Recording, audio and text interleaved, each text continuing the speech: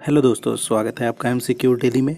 आज मैंने आपके लिए जनरल साइंस से रिलेटेड कुछ महत्वपूर्ण प्रश्न लेकर आया हूं। दोस्तों, ये आपके आने वाले हर एग्ज़ाम में बहुत महत्वपूर्ण होंगे। तो चलिए वीडियो शुरू करते हैं। विद्युत आवेश चार्ज का एसआई मात्रक क्या है? वोल्ट्स, कूलम, केल्विन या किलोग्राम? तो दोस्तों, चार्ज का एसआई यूनिट होता है कूलम। और वोल्ट किसका होता है दोस्तों? वोल्ट होता है पोटेंशियल डिफरेंस का, और केल्विन किसका होता है? टेम्परेचर का, टेम्परेचर। और किलोग्राम किसका होता है? मास का। ठीक है, चलिए नेक्स्ट क्वेश्चन की तरफ चलते हैं। पक्षियों के अध्ययन को क्या कहा जाता है? एंटोमोलॉजी, ऑर्थियोनोलॉजी, बोर्डोलॉजी या हर्पथोलॉजी? तो दोस्तों, इसका सही उत्तर होगा ऑर्थियोनोलॉजी। दोस्तों, ऑर्थियोनोलॉजी किसके लिए पढ़ते हैं? पक्षियों के अध्ययन के लिए। एंटोमोलॉजी किसके लिए पढ़ते हैं दोस्तों? ये पढ़ते हैं इंसेक्ट के लिए। और हर्पथोलॉजी पढ़ते हैं रेप्टाइल्स के लिए। Reptiles, snakes and lizards. ठीक है, लिजर्ड्स के लिए पढ़ते हैं। चलिए नेक्स्ट क्वेश्चन की तरफ चलते हैं। इस ब्रह्मांड में दूसरा प्रचुर मात्रा में सर्वाधिक तत्व कौन सा है? हाइड्रोजन, हीलियम, नाइट्रोजन या आयरन? तो दोस्तों, इसका सही उत्तर होगा हीलियम, क्योंकि पहला आपका हाइड्रोजन होगा और दूसरा हीलियम है। ठीक है दोस्तों, और तीसरा कौन है? तीसरा ऑक्सीजन, चौथा नियॉन, पांचवा नाइट्रोजन, ठीक है, और छठा कार्बन, ठीक है, और सातवां होगा सिलिकन, और फिर मैग्नीशियम, आयरन एंड सल्फर। ये टॉप 10 होंगे दोस्तों। ठीक है, चलिए नेक्स्ट क्वेश्चन की तरफ चलते हैं। निम्नलिखित में से एथेनॉल किससे प्राप्त किया जा सकता है? चावल, सूरजमुखी, गन्ना या पेट्रोल? तो दोस्तों, इसका सही उत्तर होगा गन्ना। चलिए नेक्स्ट क्वेश्चन की तरफ चलते हैं। विटामिन ए की कमी से कौन सा रोग होता है? रतौंधी, बेरीबेरी, एनीमिया या ट्यूबरकुलोसिस? तो दोस्तों, इसका सही उत्तर होगा नाइट ब्लाइंडनेस। नाइट ब्लाइंडनेस किसकी कमी से होता है? विटामिन ए की। बेरीबेरी किसकी कमी से होता है दोस्तों? ये कमी होता है B1 से। एनीमिया किसकी कमी से होता है? कुछ विटामिन की कमी से, ये होता है B12 से। और ट्यूबरकुलोसिस किस विटामिन की कमी से होता है? ये विटामिन डी से। ठीक है, और दोस्तों, विटामिन ए का रासायनिक नाम क्या होगा? रेटिनॉल। ठीक है, विटामिन डी का रासायनिक नाम क्या होगा? कैल्सीफेरॉल। ठीक है, विटामिन B1 का रासायनिक नाम क्या है? यह है राइबोफ्लोबिन। और B12 का रासायनिक नाम क्या है? कोबालामिन। ठीक है, और दोस्तों, अगर पूछा जाए फैट सोल्यूबल कौन सा होगा विटामिन, तो फैट सोल्यूबल होगा KEDA। विटामिन के, विटामिन ई, विटामिन डी और विटामिन ए, ये होगा फैट सोल्यूबल। अगर वाटर सोल्यूबल पूछा जाए तो B और C होगा वाटर सोल्यूबल। ठीक है दोस्तों, चलिए नेक्स्ट क्वेश्चन की तरफ चलते हैं। लीवर पर वह बिंदु कौन सा है जो अपने स्थान पर स्थिर रहता है?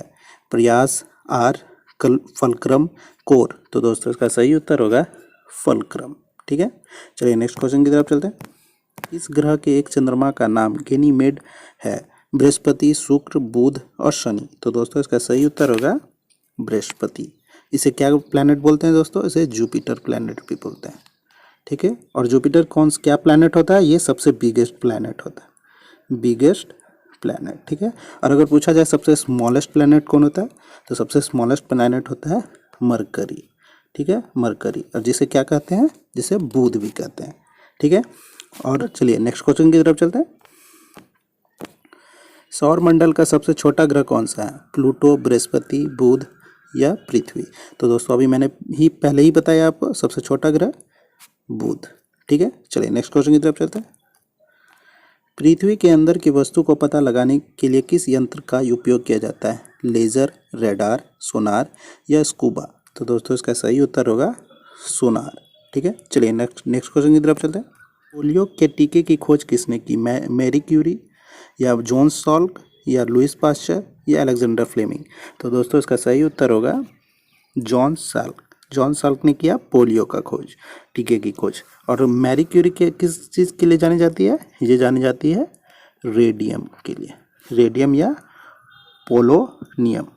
ठीक है, और लुइस पास्चर किस चीज़ के लिए जाने जाते हैं? ये पेस्चुराइजेशन, जो जिससे आप लोग दूध जो ये सब पेस्चुराइज होता है, उसके लिए जाने जाते हैं। अलेक्जेंडर फ्लेमिंग किसके लिए जाने जाते हैं? ये पेनिसिलिन के लिए। ठीक है, चलिए नेक्स्ट क्वेश्चन की तरफ चलते हैं। मानव शरीर में सबसे छोटी हड्डी कौन सी है? टीबिया, ट्रेपिज्म, स्टेप्स या फीमर? तो दोस्तों अगर सबसे सबसे छोटी हड्डी पूछी जाए तो स्टेपिस, और अगर सबसे बड़ी हड्डी पूछी जाए तो फीमर। और टीबिया कहाँ होती है दोस्तों? टीबिया होती है घुटने के नीचे, लेग्स में, ठीक है। और ट्रेपिज्म अगर हड्डी पूछा जाए कहाँ पे होती है, तो ये हाथ की हथेली में होती है, ठीक है। चलिए नेक्स्ट क्वेश्चन की तरफ चलते हैं। वर्तमान में हमारे द्वारा उपयोग किए जाने वाले रासायनिक प्रतीकों का उपयोग विधि किसने तैयार की थी? लुईस पाश्चर, रॉबर्ट बॉयल या बर्जलिस या जॉन डाल्टन? तो दोस्तों इसका सही उत्तर होगा बर्जलिस, ठीक है। चलिए नेक्स्ट क्वेश्चन की तरफ चलते हैं। विकास का सिद्धांत थ्योरी ऑफ इवोल्यूशन किसके द्वारा प्रस्तावित किया गया था? Charles Darwin, Charles Dicken, Albert Einstein या आइजैक न्यूटन? तो दोस्तों इसका सही उत्तर होगा चार्ल्स डार्विन। चार्ल्स डार्विन ने थ्योरी ऑफ इवोल्यूशन दिया है। और अल्बर्ट आइंस्टाइन ने क्या दिया दोस्तों? ये दिया थ्योरी ऑफ रिलेटिविटी, ठीक है। और आइजैक न्यूटन ने क्या दिया? आइजैक न्यूटन ने दिया लॉ ऑफ मोशन, ठीक है। चलिए नेक्स्ट क्वेश्चन की तरफ चलते हैं। का कौन सा हिस्सा पानी और खनिज के परिवहन को सक्षम करता है? स्टेम, रूट्स, जाइलम या पेटियोल? तो दोस्तों इसका सही उत्तर होगा जाइलम, ठीक है। चलिए नेक्स्ट क्वेश्चन की तरफ चलते हैं। शब्द विषुव यूकिनोस संबंधित करता है एक समान आकार, दिन और रात एक समान की अवधि के होते हैं, गर्मी और सर्दी एक समान अवधि के होते हैं, मौसम एक समान अवधि के होते हैं? तो दोस्तों इसका सही उत्तर होगा दिन और रात एक समान अवधि के होते हैं यूकिनोस के टाइम। अगर पूछा जाए दोस्तों यूकिनोस कब कब होते हैं, तो साल में 2 बार होते हैं दोस्तों, 2 बार, ठीक है। कब कब होते हैं? एक बार होते हैं 20 मार्च को होता है और एक बार 23 सितंबर को, ठीक है। अगर पूछा जाए दोस्तों कि सोलेस्टिक क्या होता है, सोलेस्टिक, ठीक है, तो दोस्तों इसका बताएंगे। सोलेस्टिक होता है कि ये जब गर्मी में दिन बड़ा होता है इसमें और सर्दी में दिन छोटा होता है, इसे कहते हैं सोलेस्टिक। और ये कब कब होता है दोस्तों? ये भी 2 बार होता है। ये होता है एक बार 20 जून को और एक बार होता है 21 दिसंबर को, ठीक है। चलिए नेक्स्ट क्वेश्चन की तरफ चलते हैं। इनमें से कौन रासायनिक परिवर्तन का एक उदाहरण है? सब्लिमेशन, क्रिस्टलाइजेशन, न्यूट्रलाइजेशन या डिस्टिलेशन? तो दोस्तों इसका सही उत्तर होगा न्यूट्रलाइजेशन। चलिए नेक्स्ट क्वेश्चन की तरफ चलते हैं। ऑक्टोपस का खून का रंग कैसा है? लाल, नीला, गुलाबी या काला? तो दोस्तों इसका सही उत्तर होगा नीला, ठीक है। अगर और किसका पूछा जाए, अगर स्पाइडर का पूछा जाए दोस्तों, अगर स्पाइडर का खून का पूछा जाए तो ये भी नीला ही होता है, ठीक है। चलिए नेक्स्ट क्वेश्चन की तरफ चलते हैं। जीवन की मूलभूत इकाई यूनिट क्या है? कोशिका, अंग, उत्तक या नाभिक? तो दोस्तों इसका सही उत्तर होगा सेल, ठीक है। सेल है जीवन की मूलभूत इकाई। चलिए नेक्स्ट क्वेश्चन की तरफ चलते हैं। इनमें से कौन सा एक उत्कृष्ट नोबेल धातु है? लोहा, चांदी, कांस्य, अल्युमिनियम? तो दोस्तों इसका सही उत्तर होगा सिल्वर। सिल्वर एक आपका नोबेल मेटल है, ठीक है। चलिए नेक्स्ट क्वेश्चन की तरफ चलते हैं। बड़ा स्तनपायी मैमल कौन सा है? अफ्रीकी हाथी, नर दरियाई घोड़ा, ब्लू व्हेल या नर हैमर हेड शार्क? तो दोस्तों इसका सही उत्तर होगा ब्लू व्हेल। ब्लू व्हेल एक स्तनपायी मैमल है, ठीक है। चलिए नेक्स्ट क्वेश्चन की तरफ चलते हैं। सूर्य की ऊर्जा किस माध्यम से उत्पन्न होती है? न्यूक्लियर फिजन से, सोलर पावर से, थर्मल पावर से या ग्रेविटेशनल एनर्जी से? तो दोस्तों इसका सही उत्तर होगा न्यूक्लियर फिजन से। चलिए नेक्स्ट क्वेश्चन की तरफ चलते हैं। निम्नलिखित में से किससे ग्रीन हाउस प्रभाव बढ़ता है? क्रिप्टन, कार्बन डाइऑक्साइड, नाइट्रोजन या ऑक्सीजन? तो दोस्तों इसका सही उत्तर होगा कार्बन डाइऑक्साइड। और दोस्तों अगर पूछा जाए कि कौन कौन से ग्रीन हाउस गैस होते हैं, मेजर ग्रीन हाउस गैस, तो बोलेंगे आप लोग वाटर वेपर, ठीक है। और बोलेंगे मीथेन, और बोलेंगे नाइट्रस ऑक्साइड और बोलेंगे ओजोन, ठीक है, ओजोन। चलिए नेक्स्ट क्वेश्चन की तरफ चलते हैं। डीपीटी वैक्सीन में पी किससे संदर्भित करता है? सोरासिस, पेस्टुरेसिस, पेनक्लोटिस या पेनक्रोनिस? तो दोस्तों इसका सही उत्तर होगा पर्टुरेसिस, ठीक है। और डीपीटी का फुल फॉर्म क्या होता है दोस्तों? डीपीटी का डिप्थीरिया, पेस्टुरेसिस और टेटनस, ठीक है। चलिए नेक्स्ट क्वेश्चन की तरफ चलते हैं। राइजोम एक उदाहरण है, गाजर, शकरकंद, लहसुन, अदरक। तो दोस्तों इसका सही उत्तर होगा अदरक। चलिए नेक्स्ट क्वेश्चन की तरफ चलते हैं। निम्नलिखित में से कौन सी प्रक्रिया कार्बन डाइऑक्साइड के वातावरण को हटाती है? फोटोसिंथेसिस, बायोडिग्रेडेशन, इलेक्ट्रोलाइसिस या गैल्वेनाइजेशन। तो दोस्तों इसका सही उत्तर है फोटोसिंथेसिस। ठीक है, चलिए नेक्स्ट क्वेश्चन की तरफ चलते हैं। ब्लीचिंग पाउडर का सर्वाधिक सक्रिय घटक है iodine, calcium hypochloride, nitric acid या अमोनिया सल्फेट। तो दोस्तों इसका सही उत्तर होगा कैल्शियम हाइपोक्लोराइड। ठीक है, चलिए नेक्स्ट क्वेश्चन की तरफ चलते हैं।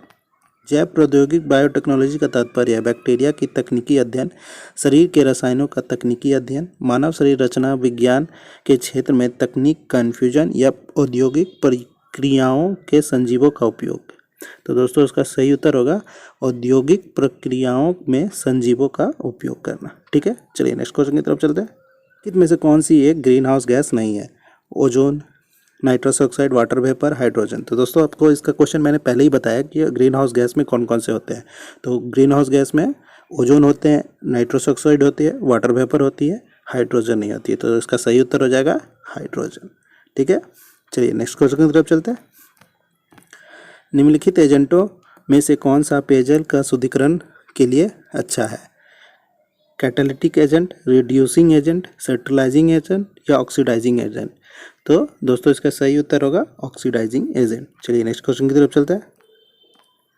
जब मानव शरीर का तापमान सामान्य शारीरिक तापमान के लगभग 2 से 3.5 डिग्री फ़ारेनहाइट कम हो जाता है तो इस स्थिति को कैसे जाना जाता है?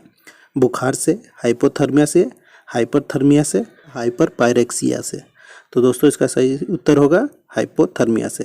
जब दोस्तों नॉर्मल बॉडी टेम्परेचर कितना होता है 98.6 डिग्री फ़ारेनहाइट या 37 डिग्री सेल्सियस। अगर इससे आपका कम हो जाए 2 या 3-3.5 डिग्री फ़ारेनहाइट तो आपको हाइपोथर्मिया हो जाएगा।